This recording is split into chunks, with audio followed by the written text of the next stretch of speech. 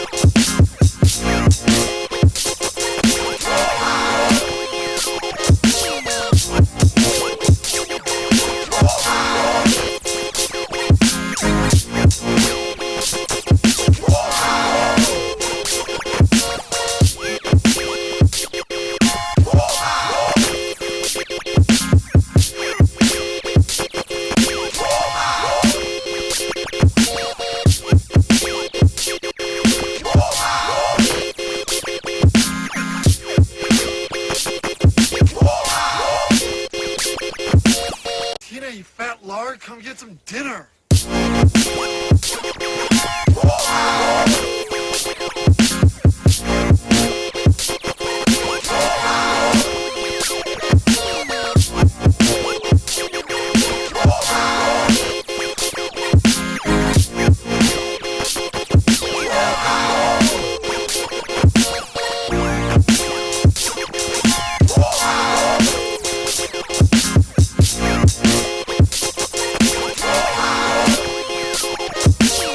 What?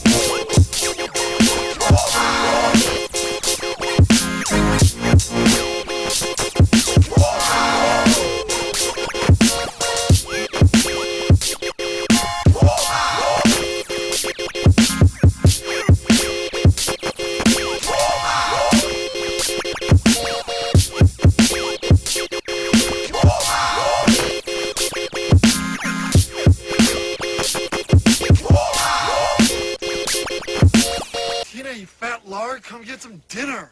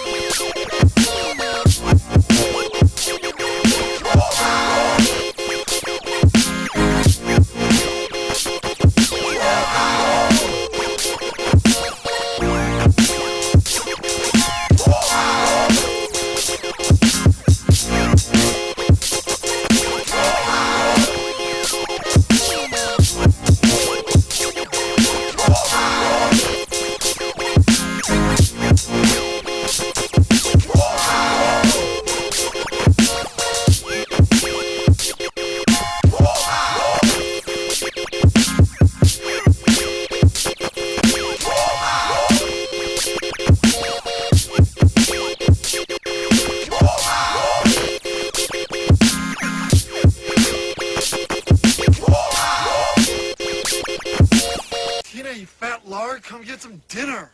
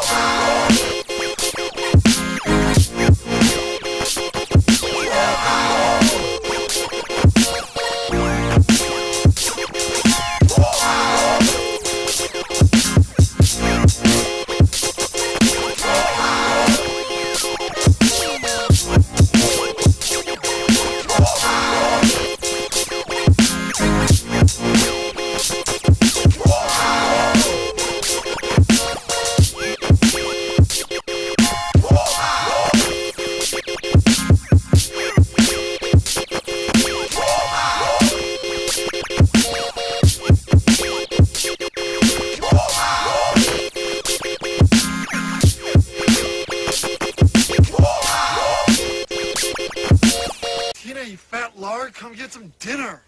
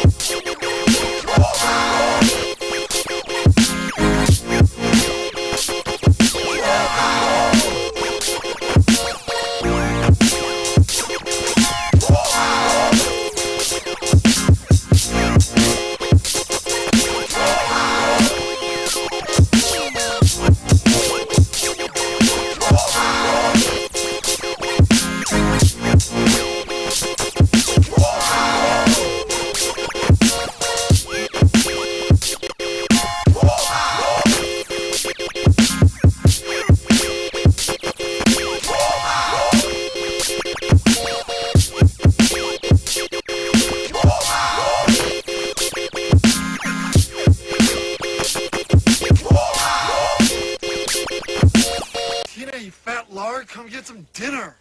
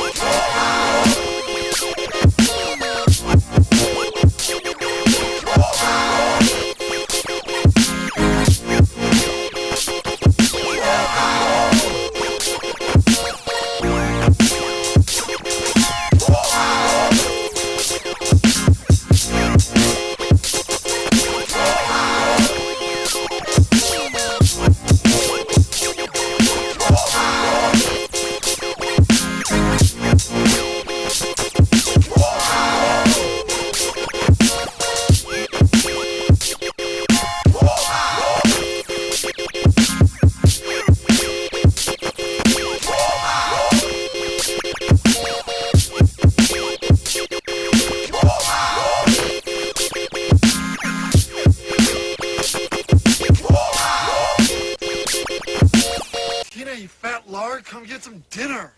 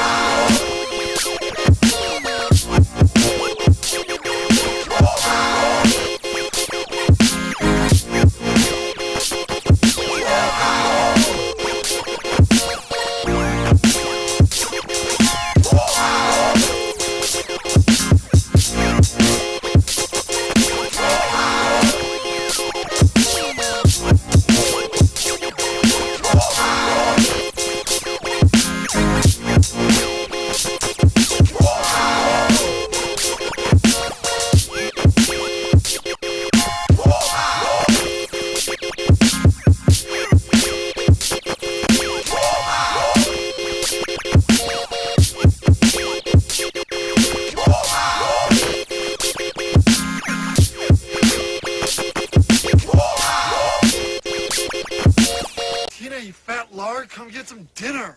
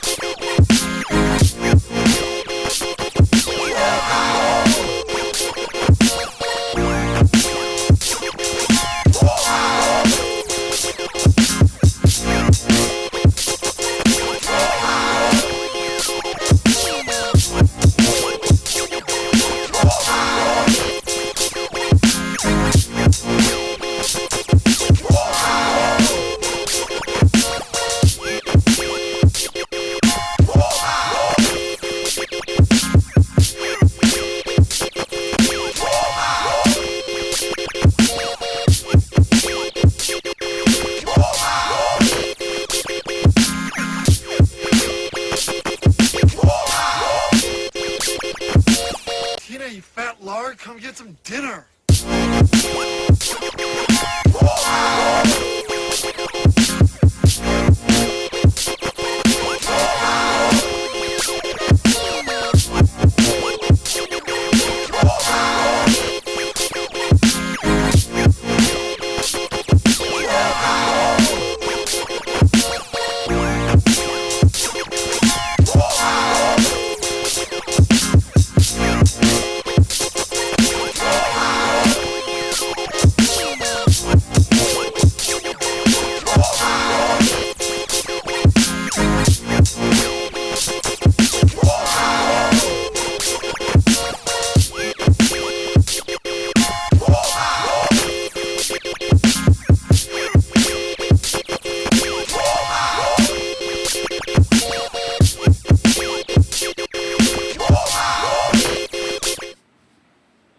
Okay, hey everybody, hey there, hi there, and hello there. My name is Jamie, and I can't play guitar, and you are here for the second part, the secret broadcast, part 2, June 22, 2023 is today's date, and we're hanging out, we're watching videos, we might even play guitar.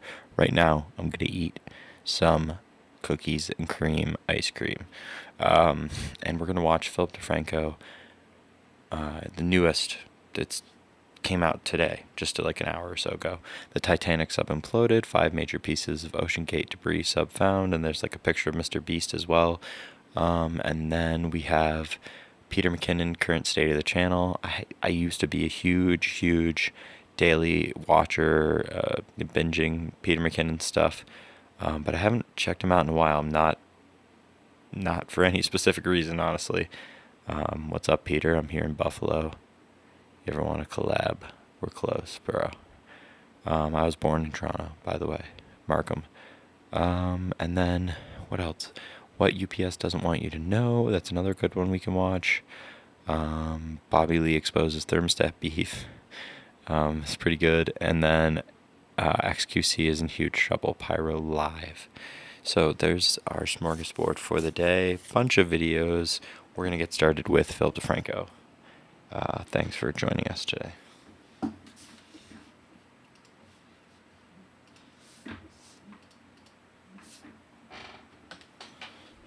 All right. I got to pull up... Rich people who are molding this country from the shadows being exposed. We're going to talk about all that and so much more on this brand new extra...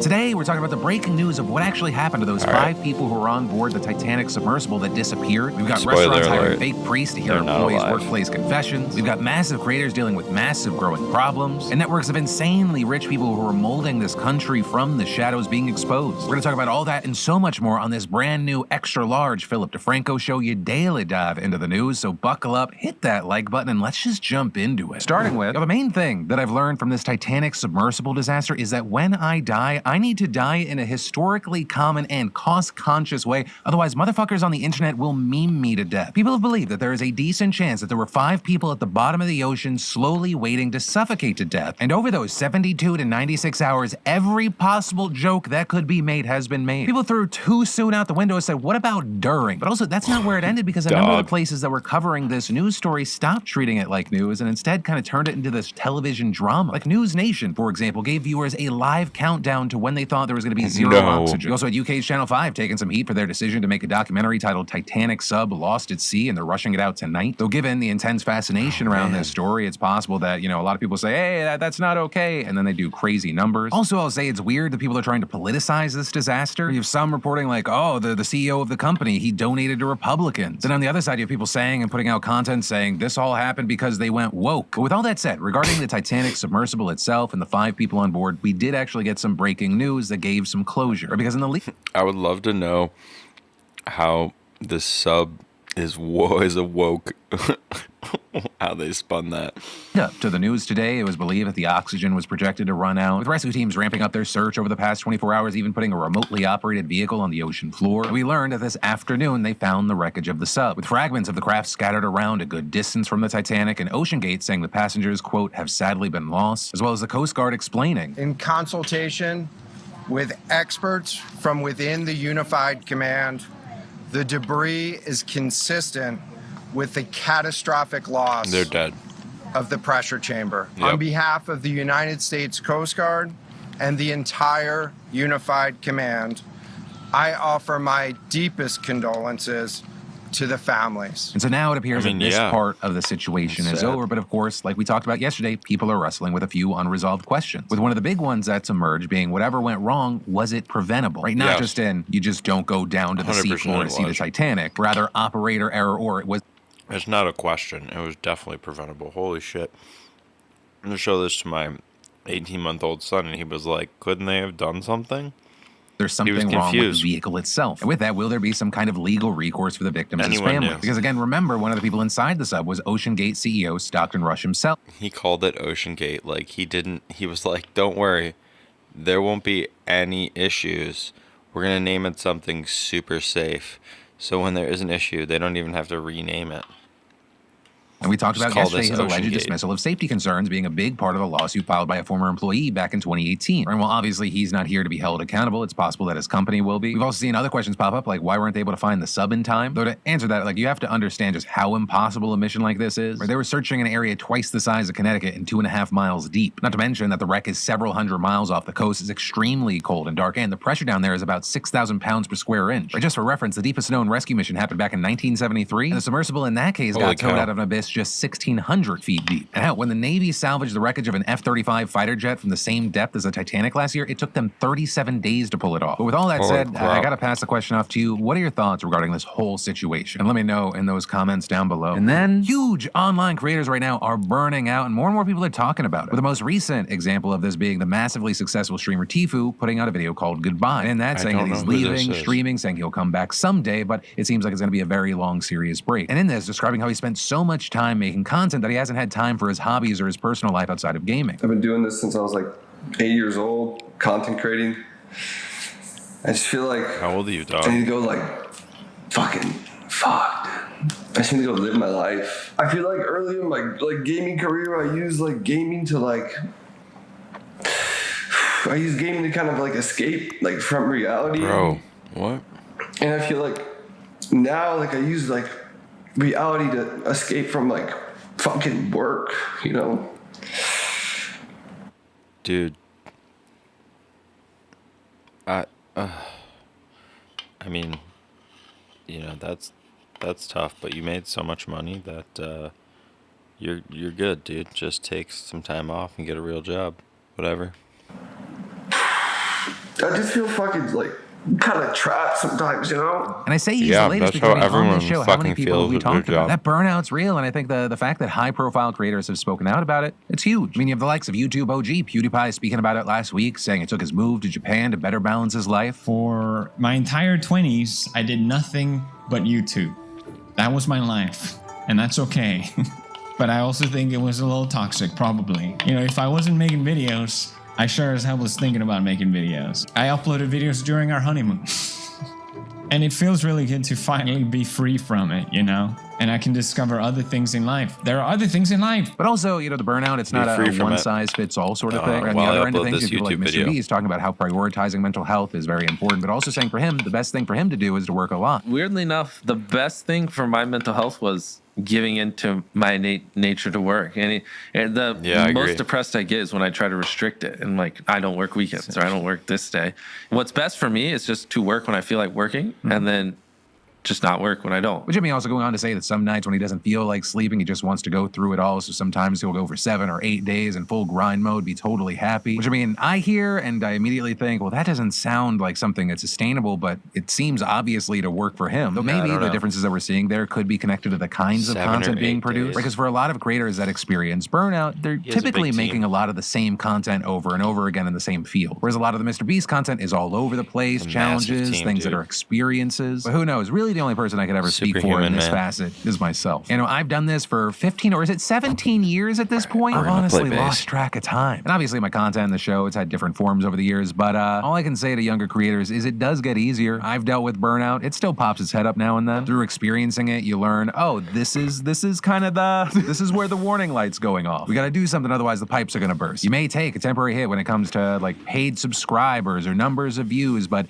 you get no views if you explode. And as always, like when we talk about stories like this in recent days, I do want to say that I do feel good because it does seem like in general audiences understand more. Right, back in the day, it's like if you took a sponsorship, you were the biggest sellout in the world, and if you took a break, you're the laziest son of a bitch on the planet. But now, whether it be because more conversation has happened on this topic, or to a certain degree because social media has us all performing, everyone kind of understands, there's more acceptance and support. And then I think we all have work horror stories. Some are absolutely horrible, some are just more weird. And so with that, I guess I need to ask you the question of what would you do if your boss hired a fake priest to get you to confess your workplace sins? Because despite how ridiculous that sounds, that was the reality for one restaurant chain here in California, with the Department of Labor investigating the chain for allegations that employees weren't being paid overtime wages. But with that, they ended up finding that one of the owners had hired a priest to, quote, get the sins out of his employees. Reportedly, this priest would begin meetings with a prayer and then ask employees if they were loyal to the owner, if they had ever stolen from him, and if they harbored bad intentions toward him, with him then pushing employees to confess any workplace-related sins. But also, the insanity doesn't stop there because it seems the restaurant owner was guilty of his own work-related sins, with him reportedly asking the employees to lie to investigators about the number of hours they worked and even ask them to change their time cards to reflect only 5 8-hour shifts per week, and even threatening employees with, quote, adverse immigration consequences if they cooperated with investigators. Also, there were things like employees reportedly weren't allowed to sit at a table to eat, but rather had to hide in the cooler during their meals. And as just a cherry on top of this shit Sunday, the employees pulled tips were even taken and used to pay management. Now, when all this came out, the Catholic Church confirmed, hey, this isn't us this time. This guy ain't ours. You had the Labor Department calling it one of the most shameless acts of intimidation they had ever seen, specifically saying this employer's despicable attempts to retaliate against employees were intended to silence workers, obstruct an investigation, and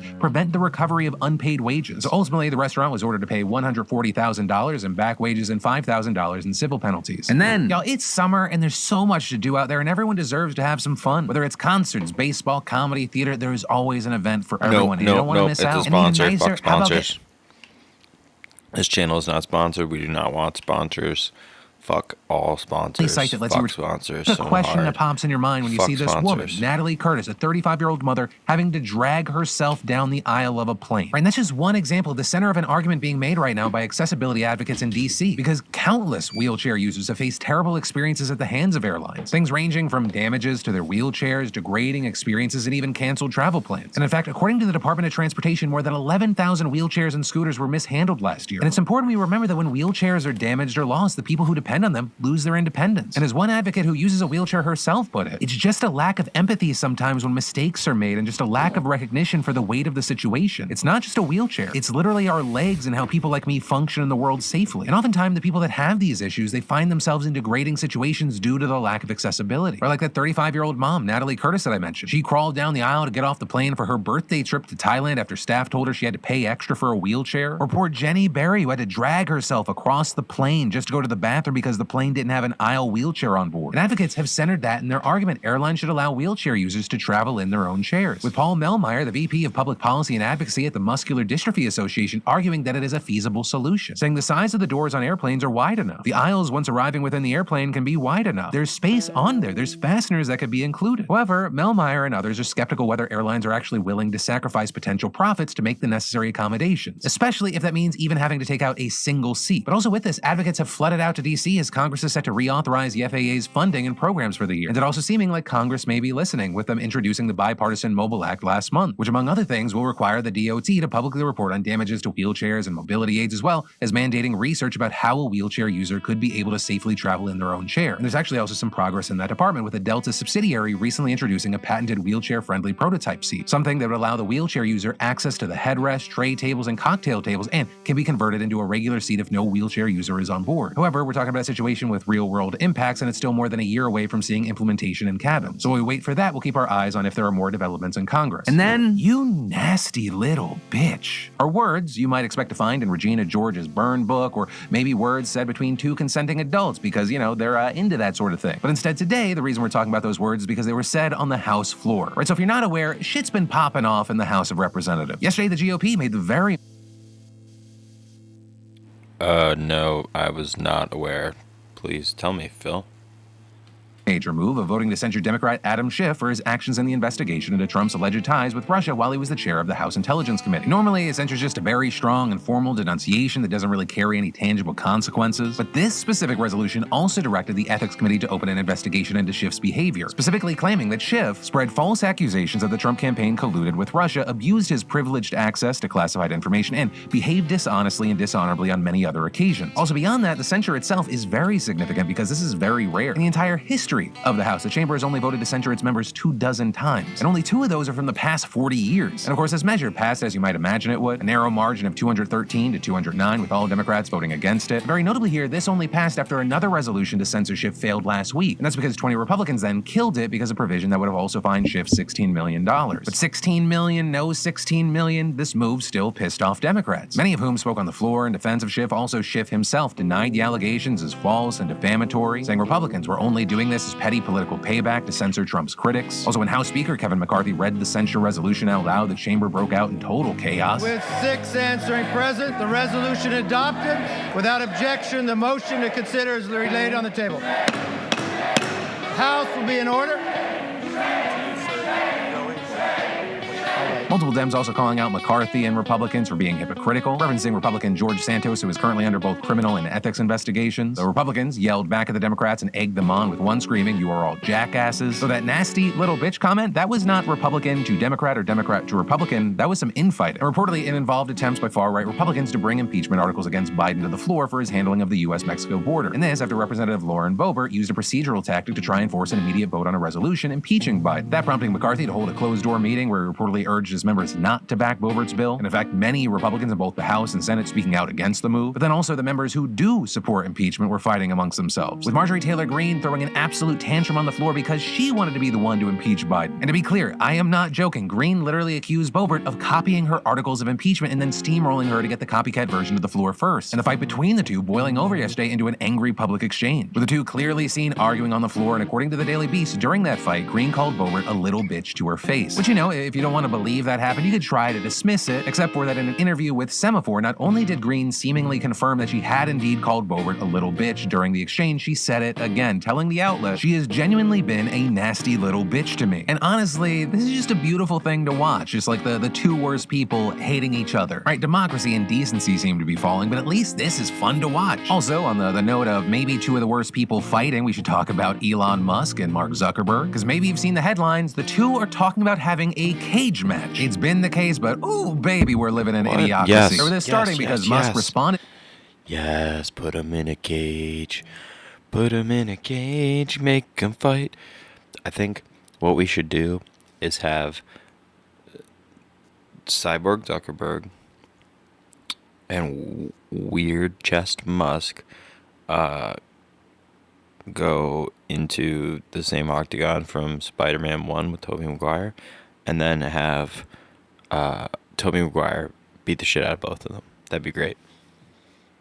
Do a tweet that said, "Better be careful, Elon Musk. I heard he does the jujitsu now," with "I'm up for a cage match if he is," without getting its fair share of attention. But then things got kicked up a notch when Zuckerberg posted to his story, "Send me location," and things just kind of continued from there. And personally, I hope it happens and they Fucking both told you knock it was each a other out at cyborg. the same time. But as far as Told who you. would actually win the fight, well, Elon Musk has a size advantage. Zuckerberg is oddly strong. He recently did the Murph challenge in under 40 minutes, which if you don't know what that is, that's kind of fucking insane. He also does Brazilian jiu-jitsu, whereas Musk, ask, yes, he has a size advantage, but also he is in his 50s now, and from my understanding, his training's been limited to jabbing his leg with an Ozempic needle and then working out those Twitter fingers. And then, things in Ukraine are heating up right now with their long-awaited counteroffensive making progress. The most recent update includes Russia claiming that Ukraine managed to target and damage a major bridge in the Russian-occupied part of southern Ukraine that connects the mainland to Crimea, an attack that could be very significant because it's one of the few routes connecting Crimea and southern Ukraine and is expected to slow down Russian reinforcement efforts as Ukraine's making progress in the region. However, that progress, even by President Zelensky's own admission, has been slow going. And Ukraine's prime minister also expanded on that, saying in London, as the president said yesterday, the counteroffensive is not a Hollywood movie. It's not an easy walk. Explaining the counteroffensive is a number of military operations. Sometimes it's offensive, sometimes it's defensive. Sometimes it could be tactical pauses. But also admitting, unfortunately, during our preparation for this counteroffensive, Russians were preparing too. And with that, mentioning minefields, which really make it slower. But even with all that caution, headway is reportedly still being made, with villages over the past 2 weeks slowly being liberated in southern Ukraine. And it's believed that this offensive is still in the early stages, with Ukrainian forces probing Russian defenses to see where a breakthrough might actually happen before committing its large reserves. And it's widely believed that Ukraine does plan to make a serious effort to either make it to Crimea or other major cities nearby, which if they do, they could cut off the peninsula from Russia itself other than the vulnerable Kerch Bridge. And of course, with all this, one of the things that seems to be a very noticeable help to Ukraine is the influx of Western arms and money, where the UK and France have been helping provide missiles while many NATO countries and others have provided armor vehicles and artillery. And it's such a problem for Russia that it's trying to dictate where those weapons can be used by threatening to target Ukrainian cities with heavy strikes if Western weapons are used in places like Crimea. But either way, Western support is not expected to change, with even Germany, which has long been criticized for not doing enough, vowing to continue spending money and arms to Ukraine. And they're even expanding their defense budget to 2% of its GDP, which, yes, is something that NATO countries are kind of supposed to do anyway, but many haven't. Also, Germany expanding anything militarily post-World War II is kind of unheard of, but obviously the situation they've existed in has changed. There's only so much power and safety to be had by being an economic powerhouse, but really not having a strong military. And in addition to all that, there are even efforts to start setting up funds to help rebuild Ukraine, showing that many partners are in it for the long haul. However, a very key thing here is if this counteroffensive is not a big success, it could very much be a sign that this war will just continue to grind on for quite some time. Though, of course, part of Russia's strategy here might be to just try and keep this going for another year and a half, because the U.S. has an election coming up and...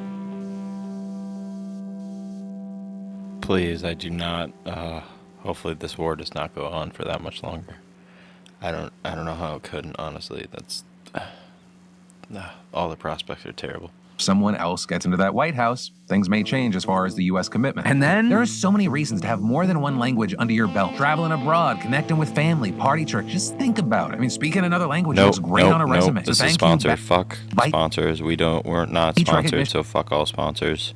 We're skipping the sponsorship. I don't even care what it is. If you want to know what it is, go back. Right now, unfortunately, that statement could probably pertain to a number of people in your life, but rather I'm talking about Supreme Court justices today. Because wouldn't you know it, this week we got more allegations about a conservative high court justice failing to disclose a luxury trip with a major Republican mega donor who had business before the court. Only this time, it wasn't Clarence Thomas. Instead, we got new hot tea on Samuel Alito. Because according to a report from ProPublica, back in July of 2008, Alito took a vacation at a luxury fishing lodge that charged more than $1,000 a day. ProPublica really painting the picture, saying at night the lodge's chefs served multi-course meals of Alaskan king crab legs and Kobe filet. And according to one of the lodge's guides, like $1,000 a day. On the last evening, a member of Alito's group bragged that the wine that they were drinking cost $1,000 a bottle. With Alito also taking a private jet that could have cost more than $100,000 one way if he had chartered it himself. But of course, he didn't pay for any of it. And per ProPublica, a planning document prepared by lodge staff describes Alito as a guest of the lodge's owner, with another guest and 2 lodge employees also confirming that the trip had been a gift Alito had not paid for. And notably, that jet was covered by the hedge fund billionaire and GOP megadonor Paul Singer. And Singer is a key figure here because in addition to numerous ethics experts saying by failing to report this trip on Singer's jet and his financial disclosures, Alito violated federal law, that's not the craziest part of the story. Rather, it becomes so much sketchier when you take a deeper dive into Singer himself. Or this man is incredibly influential, not just among conservative circles, but also this dude looks fucking sketchy. In the judicial system itself at the highest levels. And when we call him a mega donor, put that shit in caps. This guy has donated more than $80 million to Republican groups just in the last 10 years. And that doesn't even include the millions he's given to the Manhattan Institute, which is a conservative think tank that he's chaired for around 15 years, which very notably frequently files briefs with the Supreme Court supporting conservative cases. And another important aspect here, a person familiar with the Alaska trip told ProPublica that was the first time Alito and Singer had met. That after Leonard Leo, another massive conservative power player who attended and helped organize the trip, reportedly invited Singer to join and asked if both he and Alito could fly in the billionaire's jet. Also, Leonard just Leo's a quick aside here, we could do a whole other deep dive into Leonard Leo himself, where he is an absolute giant figure with an insane... I forget if we watched it on stream. I think we did earlier this week. Leonard Leo, FT Signifier, and More Perfect Union did an amazing video on him. huge piece of shit. He's basically been backrooming multiple deals over the last 30 or 40 years in order to stack the Supreme Court with not just conservative, but like uber right-wing, disgustingly right-wing judges who are like want to go back to like, like before slavery was outlawed kind of shit. It's gross. He's gross. Amount of power in influencing the judicial system and pushing the court to the right as the leader of the Conservative Federalist Society. I mean, this is the man who helped handpick Trump's list of possible Supreme Court nominees. Like, that's the shit we're talking about. And he also has sketchy connections to Clarence Thomas's wife and deep ties to Alito. Alito's firm ran an ad campaign supporting Alito in his SCOTUS confirmation, and reportedly, he was part of the team that prepped Alito for his confirmation hearings. And what's more, both Singer and the owner of the lodge were major donors to Leo's various groups at the time of the Alaska trip. Right, his connection's really important to note because it's a big part of the ProPublica article, and it further illustrates the same key takeaway from ProPublica's report on Clarence Thomas, how this small group of wealthy men with so much influence over America's legal system are so deeply connected, not only one another, but also some of the most powerful people in the world at the highest level of the judiciary. And on the note of the connections, while the Alaska trip was the first time Singer and Alito met, it was not the last, with the two appearing at a number of events together in the years since. But arguably, the most explosive part of this story that really emphasizes how fucking scary it is that this small group of powerful, rich conservatives is so closely tied to the justices is the revelation that Singer has repeatedly had business before the Supreme Court. And this is the kicker: Alito never recused himself. As ProPublica notes, Singer's interest in the courts is more than ideological. His hedge fund, Elliott Management, is best known for making investments that promise handsome returns, but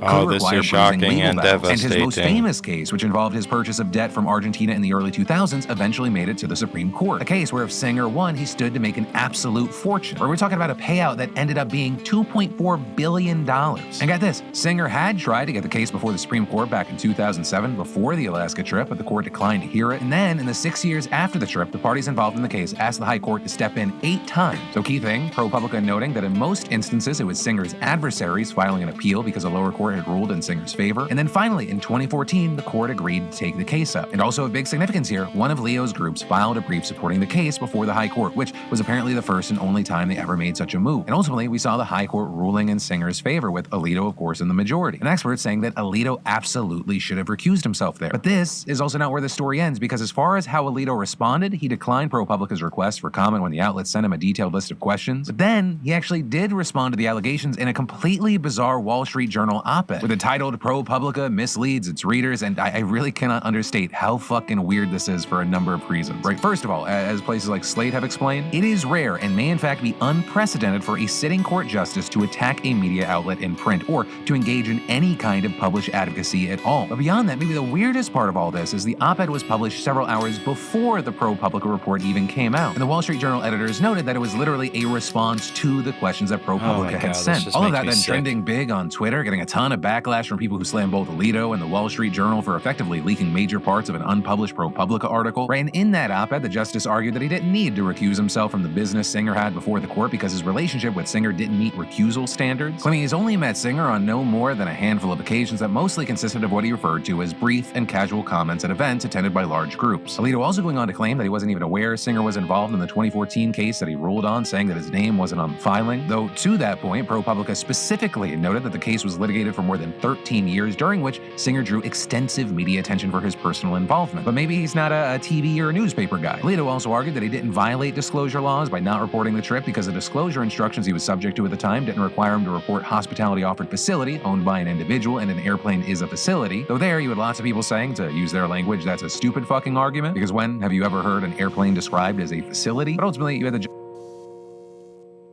Also, like, I keep hearing, like, all these people are like, oh, I didn't do anything wrong because, like, I legally didn't have to disclose it. Like, that doesn't make it any fucking better, dog. Like, if you did something super shady where you were clearly fucking bribed and it just happened to not be illegal, it doesn't make it any better, in my opinion. It just means you fucking somehow got away with it. Like, you're still just as fucking slimy and shitty. Like, it still should be illegal. I do it. Him and Clarence Thomas, just throw him in a blender, dog.